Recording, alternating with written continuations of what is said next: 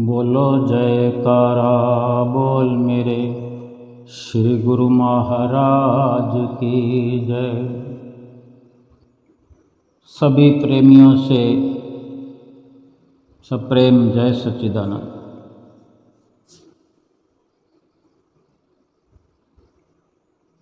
एक दिन ऐसा आएगा कि जो जीवन हम जी रहे हैं इसका अंत हो जाएगा। ये जीवन समाप्त हो जाएगा। अगर हम चलते फिरते हैं, बोलते चालते हैं, देखते दिखाते हैं, सुनते हैं और इसी प्रकार हर तरह से हरकत में रहता हुआ शरीर जो दिख पड़ता है, केवल इसके अंदर जो चेतन सत्ता है, इस शरीर की मालिक जीव आत्मा, इसी का ही प्रभुत्व है। इसी की सारी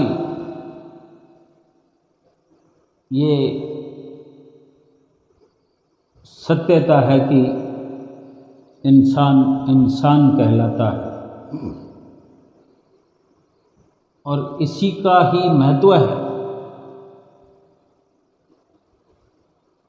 और जब शरीर का, इस जीवन का अंत होता है, ये तब महसूस किया जाता है कि जीवन का अंत हो गया है। तब यही जीवात्मा, जिसको रूह भी कहते हैं, ये शरीर के अंदर रहते हुए जब अचानक से निकलकर उड़ जाएगी, इसका जहाँ इंतज़ाम हुआ है वहाँ पहुँच जाएगी, जो शरीर धारण करना है वहाँ पहुँच जाएगी। जिस प्रकार के कर्म जीव इस शरीर के रहते हुए करता है, उन्हीं कर्मों के अनुसार इसकी व्यवस्था कुदरत के द्वारा की जाती है और उसी व्यवस्था में जीवात्मा को चले जाना होता है।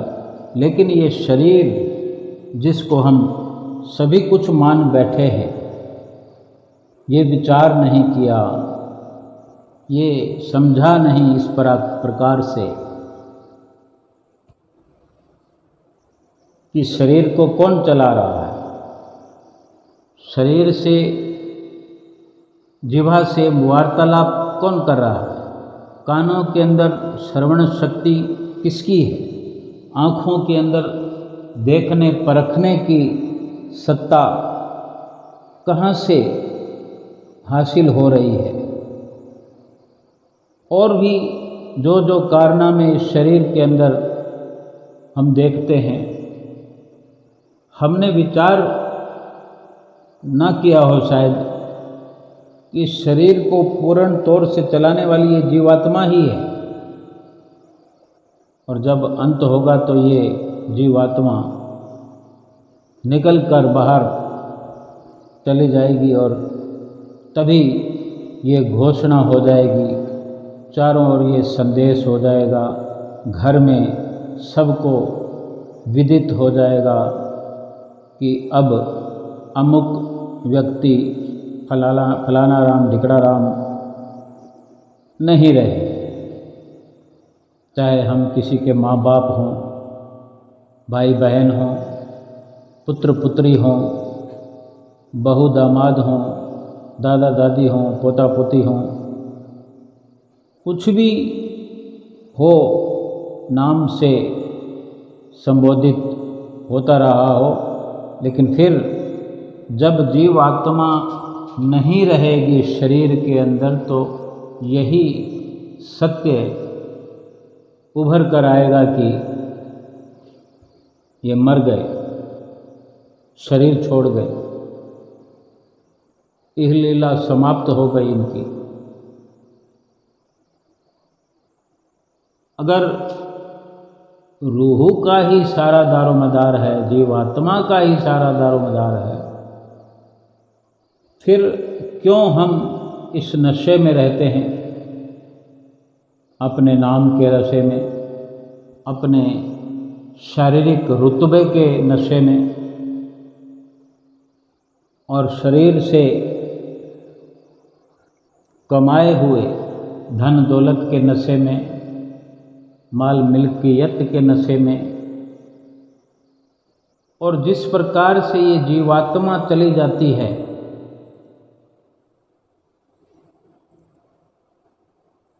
उस प्रकार ना तो इस शरीर से कमाया हुआ धन जाता है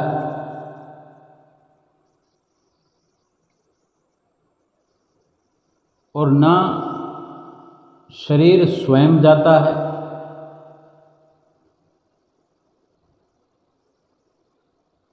कुछ भी नहीं जाता, केवल जीवात्मा ही फुर्र से निकल कर चली जाती है और पता भी नहीं चलता। कुछ समय तक सब अटकलें लगाते रहते हैं, नाड़ चल रही है कि नहीं यही देखते रहते हैं, प्रयास करते रहते हैं। और जब यकीन हो जाता है या डॉक्टर के द्वारा पता लगा लिया जाता है, फिर रोना धोना भी शुरू हो जाता है। बस चारों ओर से चिल्लाने की आवाज़ आएगी। 2-4 घंटे, 8 घंटे, 10 घंटे, धीरे धीरे सब अपनी अपनी कैपेसिटी से शांत होते चले जाएंगे। जिसका जितना स्वार्थ सिद्ध होता था, उस प्रकार से हर कोई दुख मनाएगा, रोएगा, चिल्लाएगा और फिर शांत हो जाएगा। रूह उड़कर चली गई, शरीर पड़ा हुआ है, इसको भी समय रहते उठा लिया जाएगा। उससे पहले नहलाया जाएगा। नहाने के बहाने अगर शरीर पर कोई सोना गहना पहना हुआ है, उसको उतार लिया जाए कि कहीं भूल से भी इसको शमशान पहुंच कर के जलाते वक़्त कहीं वो जो धन है, सोना चांदी, वो कहीं जला ना दिया जाए, कहीं नुकसान ना हो जाए। यानी शरीर के बारे में इस प्रकार की अटकलें लगाई जाती है।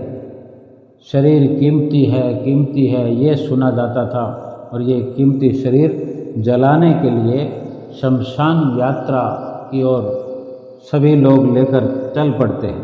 कीमती शरीर को जा कर के आग के हवाले कर देते हैं। देखते ही देखते हड्डियां राख बन जाएंगी, सफ़ेद सफ़ेद दांतों के कोयले बन जाएंगे, और ये शरीर जो है आग लगने के बाद राख बन जाएगा। कुछ दिन रोने धोने के बाद हमारी मौत की खबर भी धीरे धीरे शांत हो जाएगी। हमारे बाल बच्चे अपनी जो हम जायदाद छोड़ कर जाते हैं उसकी पाई पाई बांट लेंगे। कहीं कुछ गड़बड़ भी होती है तो लड़ाई दंगे तक हो जाएंगे। किसी को परवाह नहीं होगी हमारे शरीर की, हमारी कमाई की। हमने जिनके लिए रात और दिन एक किया, जिनके लिए बुरे बुरे कर्म किए, पाप किए, उसका हिसाब कौन चुकाएगा? रुपया तो बांटने वालों ने बांट लिया, छल से कमाया, कपट से कमाया, पापों से कमाया, लेकिन उन छल कपट और पापों से कमाए हुए धन के एवज में जो पाप कर्म जो बनेंगे, उन पाप कर्मों की सज़ा कौन भुगतेगा? कोई भी उस सज़ा को भुगतने को तैयार नहीं होगा। और क्यों भुगते? क्यों कोई भुगतेगा? पाप जिसने किया होगा वही भुगतेगा। हमारे हिस्से में आएगा तो वो दुख, वो सज़ा हम पाएंगे। और जीवन में, आने वाले जीवन में, आने वाले समय में जाने कितनी पीड़ा फिर से सहनी पड़ेगी उसी रूह को जो इस जीवन में भी दारुण दुख सहती रही, क्रशकाय कमज़ोर होकर जीती रही। लेकिन इस जीव ने परवाह तक नहीं की कि मुझे कुछ और कमा लेने दो, फिर मैं भजन भक्ति करूँगा, जीवात्मा की परवाह करूँगा, कुछ धन कमा लूँ, कुछ मकान बना लूँ, कोई महल माड़ियाँ बना लूँ, नेता बन जाऊँ, अभिनेता बन जाऊँ, राष्ट्रपति बन जाऊँ, प्रधानमंत्री बन जाऊँ। सब कुछ बनकर भी स्वाह हो गया, मिट्टी हो गई, राख हो गई। अब रह गया तो केवल पापों का दंड भुगतना। अगर रूह का ख्याल इस जीव ने किया होता, रूह के बारे में सोचा होता, तो भले ही दांतों के कोयले बन जाते, हड्डियां राख हो जाती, रूह उड़ जाती, लेकिन जो मिट्टी है वो तो मिट्टी होना ही था। लेकिन ये जीव आत्मा जो है सुरखरू होकर निकलती इस शरीर से, इस शरीर से निकलकर कहीं अपने मंजिल मकसूद के करीब पहुंचती अगर इस रूह का ख्याल करते हुए भगवान की भक्ति को अपनाया होता, भगवान के चरणों को हृदय में धारण किया होता। गुरबाणी में वचन है, गुरु के चरण हृदय ले धारो, गुरु पार ब्रह्म सदा नमस्कारो, गुरु पार ब्रह्म सदा नमस्कारो। गुरु के चरणों को हृदय के अंदर जिसने धारण किया और सतगुरु जो कि पार ब्रह्म परमेश्वर है उनको हर वक़्त नमन किया, उन्हीं की भक्ति में हर वक़्त लीन रहा, उनकी रूह दंड नहीं प्राप्त करेगी, वो सौभाग्यशालिनी रूह कहलाते हुए अपने उसी पार ब्रह्म परमेश्वर सतगुरु के साथ चली जाएगी, साथ मिल जाएगी।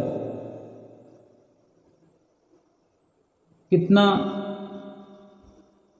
सुखद ये परिणाम होता है ऐसी गुरमुख रूहों के लिए कि जीवन भर भी अपने सतगुरु के गीत गाते हुए, सतगुरु के नाम की माला जपते हुए, सतगुरु के नाम का भजन सुमरन करते हुए खुशियाँ प्राप्त करते हैं, सुख प्राप्त करते हैं, सुकून में रहते हैं।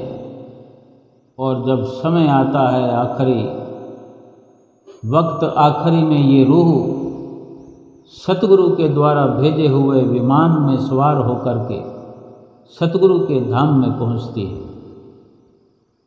कितना सफल जन्म करके ऐसे जीव इस मायावी संसार से जाते हैं, अपना जीवन धन्य बनाते हैं।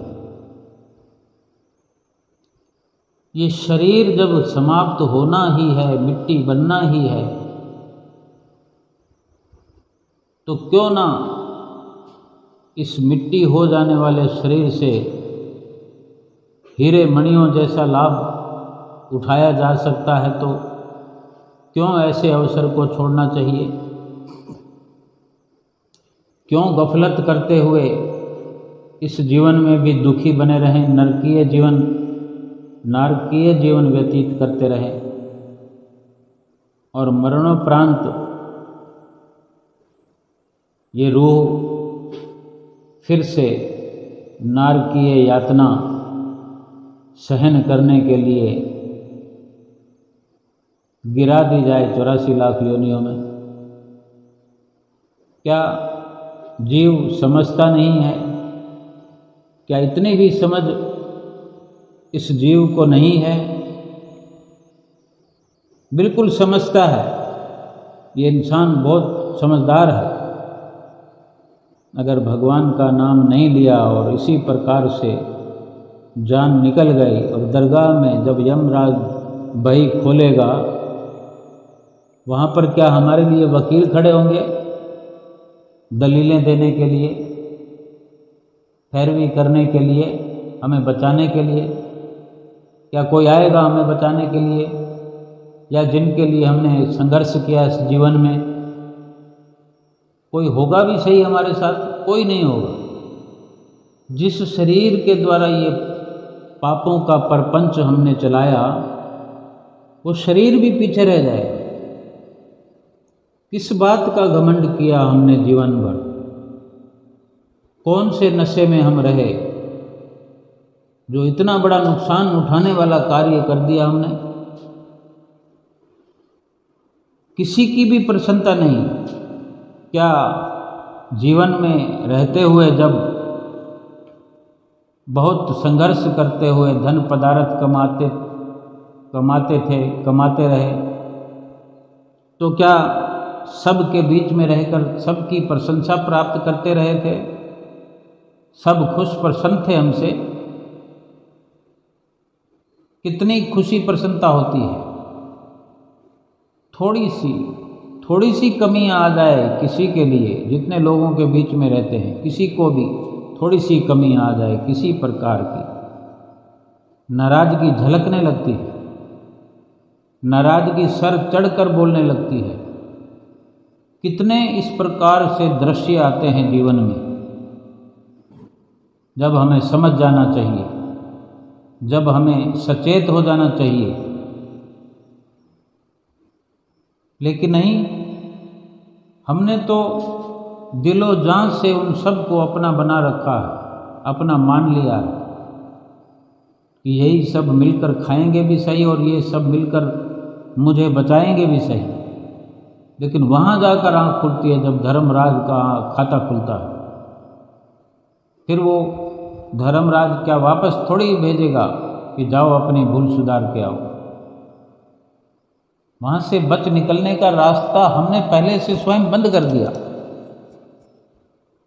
अपना ही रास्ता अपनी तरफ से ही हमने बड़े बड़े पत्थर आगे लगा करके रास्ता बंद कर लिया, बाधा हमने बना ली अपनी। तो छुड़ाएगा कौन?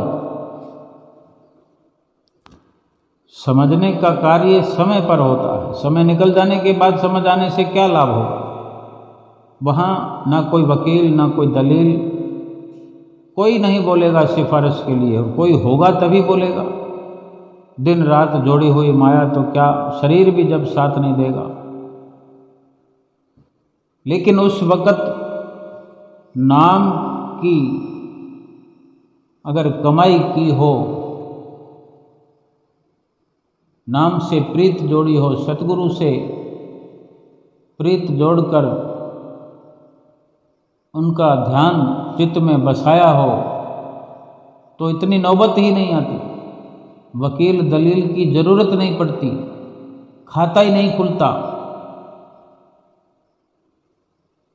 कहते ना कि धर्म राय अब कहा करेगो जब फाटियो सगला लेखा, कि धर्मराज भी क्या करेगा, क्योंकि लेखा तो सारा सतगुरु ने अपने पास रखा हुआ होता है, अपने गुरुमुखों का। सेवा के द्वारा, सत्संग के द्वारा, दर्शनों के द्वारा, सुमरन भजन के द्वारा सारा खाता जो है पाप कर्मों का सतगुरुदेव भगवान ने धो दिया होता है गुरुमुख का, अपने प्रेमी का। बेखौफ होकर इस संसार से भेजते हैं सतगुरु, और भेजते भी क्या हैं, अपने धाम में स्वयं अपने साथ लेकर जाते हैं। ऐसे दयालु सतगुरु का भूल कर भी एक पल के लिए भी ध्यान हटाना नहीं चाहिए।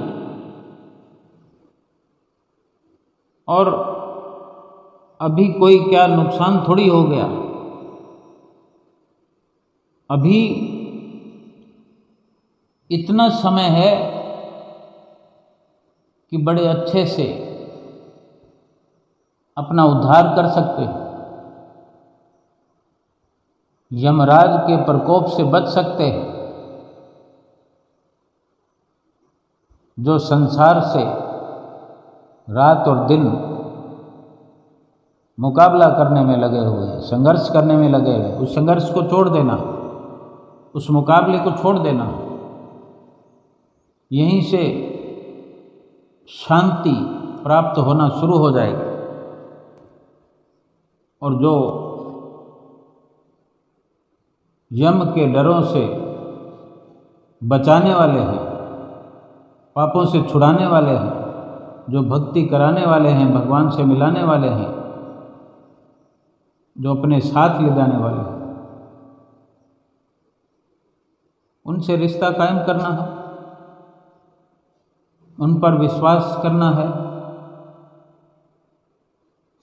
उन्हीं के वचनों पर चलना है, उन्हीं की आज्ञा पालन करना है।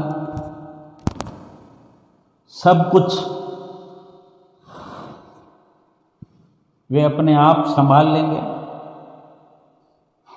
अपने गुरुमुख पर किसी प्रकार की दुविधा आने नहीं देंगे। फिर ये रूह उड़कर अपने सतगुरु के पास जाएगी।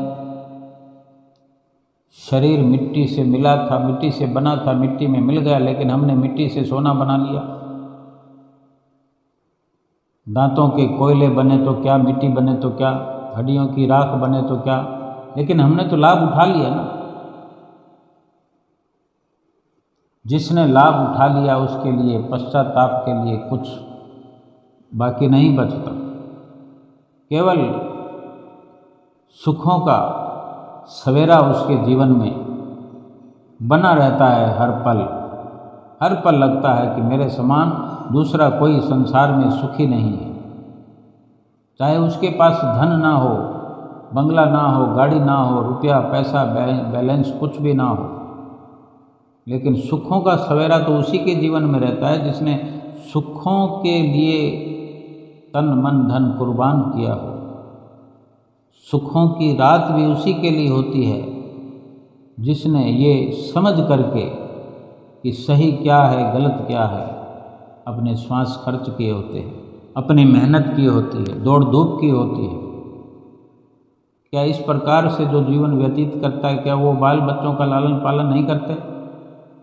क्या वो अपने मकान महल खड़े नहीं करते? सब कुछ करते हुए केवल सत्य और असत्य को समझना होता है, परखना होता है। और जिसको सतगुरु की शरण मिल गई, यानी सत्य रूप परमेश्वर से जिसका मेल हो गया, उसको तो सत्य असत्य परखने की जरूरत भी नहीं है, क्योंकि सतगुरु स्वयं बता देते हैं उसके लिए। हर पल वो साथ में होते हैं, हर कार्य करने से पहले हाजिर हो जाते हैं उसकी चित्तवृत्तियों में, या यूँ कहें कि चित्तवृत्तियों में जगे हुए हाजिर नाजिर रहते हैं कि कहीं मेरे सेवक से चूक ना हो जाए, कोई ऐसी गलती ना हो जाए जिससे पछताना पड़े या दुख उठाना पड़े, या कहीं इन दुनिया वालों के सामने कोई आंसू बहाना पड़े। सतगुरु अपने नज़दीक आए हुए, अपनी शरण में आए हुए गुरुमुख प्रेमी का अहित नहीं होने दे सकते। हर हाल में अपने प्रेमी का भला चाहने वाले सतगुरु अपने गुरुमुख प्रेमियों को अबोध बालक समझकर ढेर सारी दया बरसाते हैं। केवल हम अपनी मर्जी सतगुरु की मर्जी के साथ मिला दें, फिर अपने कुछ विचार न करें, जो भी सतगुरु वचन फरमाए, कोई संशय नहीं, कोई भ्रम नहीं, केवल उन वचनों पर चलते जाएं। सत्य असत्य विचार न कीजिए, गुरु को कथन मान सब लीजिए। जो भी आदेश हो उसके मनन में लगे रहना गुरुमुख का परम धर्म है, परम कर्तव्य है। इस प्रकार का जो जीवन व्यतीत करते हैं सतगुरु केवल अपने ऐसे अनन्य सेवकों के लिए ही रात और दिन प्रयत्नशील रहते हैं। हम खुद नित्य प्रति देखते हैं श्री आनंदपुर दरबार की रचना को कि किसी प्रकार की दुख दुविधा हमारे सतगुरुदेव महाराज जी के उनसे सहन नहीं होती, अपने सेवक की पीड़ा देख नहीं पाते। जहाँ तक भी संभव हो सके अपने सेवक के लिए, अपने गुरुमुख प्रेमियों के लिए रात और दिन लगकर भी उन्हें सुख सुविधाओं से लैस करके भजन भक्ति करवाने का जिम्मा सौंपते हैं और स्वयं किस प्रकार से अपने जीवन में दुख और कष्ट सहन करते हुए स्वयं भी भक्ति में लगे रहते हैं और हमें भी भक्ति का पथ दर्शाते रहते हैं। कितने दयालु हमारे सतगुरुदेव महाराज जी हैं, कितना असीम प्रेम सतगुरु का हम पर हर वक्त उमड़ता रहता है। अगर सही समझें तो सतगुरु जैसा तो कोई भी नहीं दुनिया में इस गुरुमुख का, प्रेमी का, और जिसने अपना जीवन सतगुरु के हवाले कर दिया। फिर सतगुरु उसकी हर पल पल प्रति पल रक्षा करते रहते हैं, करते रहते हैं, करते रहते हैं।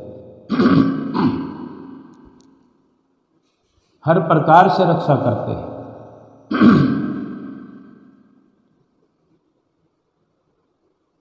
शरीर की भी रक्षा करते हैं, जीवात्मा की भी रक्षा करते हैं।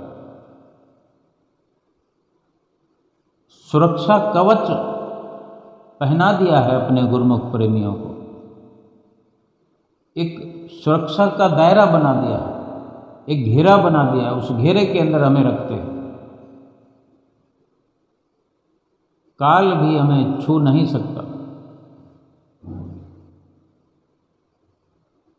काल तो क्या, काल की परछाई भी नहीं छू सकती गुरुमुख प्रेमियों को, सेवकों को। ये सतगुरु का बिरद है, वरदान है सतगुरु का कि जो उनके कहने में चल करके अपने श्वास खर्च करता है, अपना जीवन व्यतीत करता है, व्यवहार करता है, उसका काल भी बाल बांका नहीं कर सकता। कितना बड़ा लाभ है अगर हमारी समझ में आ जाए कि सतगुरु ही केवल रक्षा करने वाले हैं और रक्षा ऐसी रक्षा करते हैं, इस लोक में की हुई रक्षा और दिया हुआ भरोसा अपने गुरुमुख को ऐसा असरकारी होता है, लाभकारी होता है कि 84 लाख योनियों का पता ही साफ हो जाता है, विकल्प ही खत्म हो जाता है। वरना हम स्वयं विचार कर सकते हैं कि 84 लाख योनियों का जीवन कैसा रहा होगा। अगर कल्पना भी करें तो कप कपी छूट जाती है। दिल की धड़कन तेज हो जाती है कि इतने दुख, इतनी परेशानियां कैसी सहन, किस प्रकार सहन करके आए होंगे हम। लेकिन इससे भी बढ़कर दुख की बात यह है कि वही परेशानियां फिर से झेलने के लिए तैयार हो जाएं हम। ये दुख की बात है। क्या ये चक्र कभी खत्म नहीं होगा? अगर हम करना चाहेंगे तो अवश्य होगा, अभी का अभी होगा। अगर हम ही आलस्य प्रमाद निद्रा में सोए रहे, लगे रहे दुनिया की दौड़ धूप में, तो फिर वो दिन दूर थोड़ी है। अगर कोई ऊपर की ऊंचाई से नीचे लुढ़कना चाहे, बेशक मृत्यु का समय आने से पहले मृत्यु नहीं होती, लेकिन ऊपर से नीचे तक लुढ़क करके, ये गलती करके शरीर को सजा तो मिलेगी। कोई भक्तिवान हो, कोई गुरमुख हो, गलती से गिर रहा हो, गलती से लुढ़क गया हो, तो शायद खरोंच भी ना आए। सतगुरु का सहारा लेकर जो गुरमुख चले तो क्यों आएगी खरोंच। और भजन भक्ति के अनुसार कितना दम खम लगाकर भजन भक्ति करते हैं, सुमरन करते हैं, उस अनुसार दुख जो हैं मंद हो जाते हैं, धीमे हो जाते हैं और समाप्त भी हो जाते हैं। अपनी जो विचारधारा है, अपनी जो सोच है, उसको सात्विक बना करके, उसको सकारात्मक बना के अपनी जीवात्मा का लाभ इसी जन्म में ही उठाना है, समय रहते उठाना है। समय तो चला जा रहा है, देखते ही देखते समय खत्म होता चला जा रहा है, और कब जाने किस वक़्त ये रूह अपना रास्ता ले ले, पता भी नहीं है, समय का पता नहीं है। इसीलिए महापुरुष फरमाते हैं कि श्वास श्वास सुमरन करो, जाने कब बुलावा आ जाए।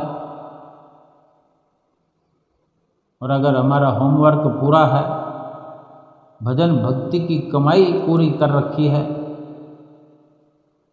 और फिर सतगुरु की प्रसन्नता, फिर कहना ही क्या है। फिर तो इनाम मिलने वाले हैं, गिफ्ट मिलने वाले हैं, उपहार मिलने वाले हैं। क्योंकि इसी प्रकार से निष्काम कर्म और निष्काम प्रेमा भक्ति में अगर गुरुमुख प्रेमी लगे रहेंगे तो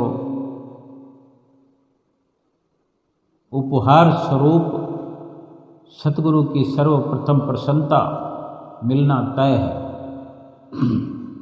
और जो उनकी भक्ति को पाने के लिए रात दिन अग्रसर होते रहे और भक्ति में सारे सुख हैं,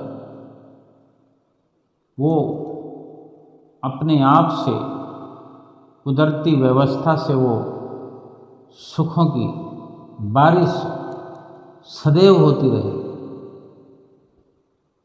बार बार सुखों के लिए प्रयास करने की भी जरूरत नहीं रहेगी। एक बार प्रयास हो गया, सफल प्रयास हो गया, फिर हमेशा के लिए व्यवस्था कुदरत की ओर से हो जाएगी। कितना अच्छा लगता होगा गुरुमुखों को, प्रेमियों को, जिनके जीवन में सतगुरु का वास है, जिनके हृदय में सतगुरु विराजते हैं, और जो सेवक भली भांति जानते हैं इस एहसास के साथ कि हमें सतगुरु का साथ मिल गया है, सतगुरु की संगत मिल गई है। सतगुरु की संगत केवल ये नहीं कि सत्संग में जाकर बैठते हों, सतगुरु देव महाराज जी के दर्शन करने हों और उनकी संगत के साथ बैठे हों, तो संगत यही नहीं होती, सत्संगत यही नहीं होती। हर वक्त सतगुरु हमारे साथ रहे,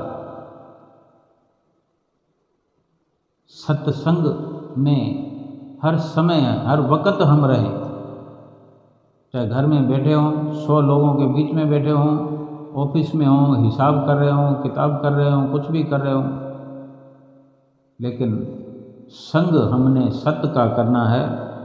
और असली सत्संग तभी कहलाता है कि जो सत्य के साथ रहता है, सत्य को साथ रखता है, वही सही मायने में सत्संगी है। और वही सत्संगी बनकर भजन भक्ति को प्राप्त करके अपना लोक और परलोक संवार रहा। और जीवन तो ऐसा ही होना चाहिए कि हर प्रकार से लाभान्वित होकर इस संसार से जाया जाए, चला जाए। मन निर्मल होना चाहिए, निष्काम कर्म करके, निष्काम सेवा करके, निष्काम भक्ति करके। किन सामानों का लालच करना है? जब सतगुरु हमारे हो गए, सतगुरु को हमने अपना बना लिया, सतगुरु को सहारा बना लिया, सतगुरु को रक्षक बना लिया, फिर क्या चाहिए? फिर किस बात का लालच करें, किस बात की तमन्नाएं करें, कामनाएं करें? जब सतगुरु ही हमारे हो गए, सब कुछ मिल गया, फिर अपने अंदर टटोलें कि वास्तव में क्या किसी वस्तु की कमी बाकी रह गई है, और या फिर ये सच्चाई नहीं है कि हमने सतगुरु को अपना लिया है, सतगुरु ने हमें अपना लिया है। ये बात झूठ है। अगर वास्तव में सत्य हो ये बात कि हमने सतगुरु को तहे दिल से अपना बना लिया, अपना रक्षक बना लिया है, और सतगुरु ही हमारे हैं, हमने उनकी आज्ञा में रात और दिन चलना है, रहना है, फिर बाकी कोई ज़रूरत रहती ही नहीं, क्योंकि सारी ज़रूरतें कुदरत अपने आप वैसे ही करती है। जो इंसान कुछ नहीं जाते, कुछ नहीं करते, कुदरत उनकी भी सारी कार्रवाइयाँ करती है। जिस समय जो चीज़ उनके मुकद्दर की है उनको मिलती है। लेकिन भक्ति करने से तो केवल इतना बड़ा लाभ होता है कि जब सब कुछ अपने आप मिल रहा है, मिलना तय है, तो हम जिस काम के लिए आए हैं उस काम में लग जाए।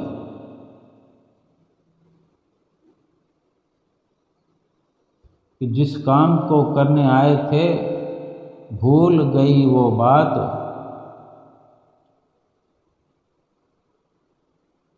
यानी जो निजी तौर पर जो कुछ करना था उसी को हम भूल गए। फिर क्या मुंह दिखाएंगे सतगुरु को? सतगुरु पार ब्रह्म परमेश्वर को अपना मुंह दिखाएंगे कैसे कि हम ऐसे ही आ गए, खाली हाथ आ गए, नाम जपा नहीं, भक्ति करी नहीं? फिर कौन सी शाबाशी मिलेगी, उपहार मिलेगा क्या? केवल और केवल दुख, परेशानियां और पनिशमेंट, सजा। जैसे कोई सजा याफ्ता मुजरिम हो, वो मुजरिम बनकर रह जाएंगे। कौन बनना चाहता है मुजरिम? कौन सजा प्राप्त करना चाहता है? और फिर भी सजा का हकदार क्यों बन जाते हैं हम? उस भूल को सुधार क्यों नहीं लेते? अपने जीवन को संवार क्यों नहीं लेते? लोक और परलोक को संवार के क्यों न जाएं इस दुनिया से? लोक और परलोक को सुखी बनाकर क्यों न जाएं? जब ये लाभ हमें मिल रहा हो तो क्यों ना उठाया जाए लाभ। ये शरीर भी बेगाना है, ये श्वास भी बेगाने हैं, तन बेगाना, मन बेगाना, धन भी बेगाना। बेगानी वस्तुओं से लाभ उठाने का एक अवसर खास मिला हुआ है। ये शरीर दिया हुआ है जिसका वो वापस लेगा, मिट्टी से आया मिट्टी में जाएगा, लेकिन इस अवसर के अंदर समय रहते बड़े बड़े लाभ प्राप्त कर सकते हैं। बेगानी चीज़ों से हमारे पास कोई भी बेगानी व्यवस्था हो और हम सोच समझकर थोड़ी देर के लिए वो लाभ प्राप्त करना चाहें तो कर सकते हैं। किसी का कुछ नहीं बिगड़ेगा, किसी से कोई उलाहना नहीं मिलेगा। और क्यों मिलेगा? ये शरीर तो मिला ही लाभ उठाने के लिए, लाभ कमाने के लिए, भक्ति कमाने के लिए मिला है। बुद्धिमत्ता तो इसी में है कि लाभ कमाया जाए। और जो मायावी परपंच में फंसे हुए हैं, माया के चक्कर में आ गए हैं, माया के दीवाने हो गए हैं, वो माया की दीवानगी में ही माया उनके सर चढ़कर बोलती रहेगी। फिर अहंकार भी उन्हीं में रहेगा, काम भी रहेगा, क्रोध भी रहेगा, लोभ भी रहेगा, मोह भी रहेगा, सब कुछ बीमारियां बढ़ती चली जाएगी। लेकिन गुरुमुख के लिए ये जरूरी है कि अपने शरीर को निरोग रखना है, अपनी जीवात्मा को निरोग रखना है। करना क्या है? 5 नियमों की पालना करनी है, भजन अभ्यास करना है, मन निर्मल हो जाएगा। परम सद कबीर साहब जी फरमाते हैं, कबीर मन निर्मल भया, जैसे गंगा नीर। कबीर मन निर्मल भया, जैसे गंगा नीर। पाछे लागा हरि फिरे, कहत कबीर कबीर कबीरा, कहत कबीर कबीर। भगवान तो भक्तों के पीछे भाग पड़ते हैं।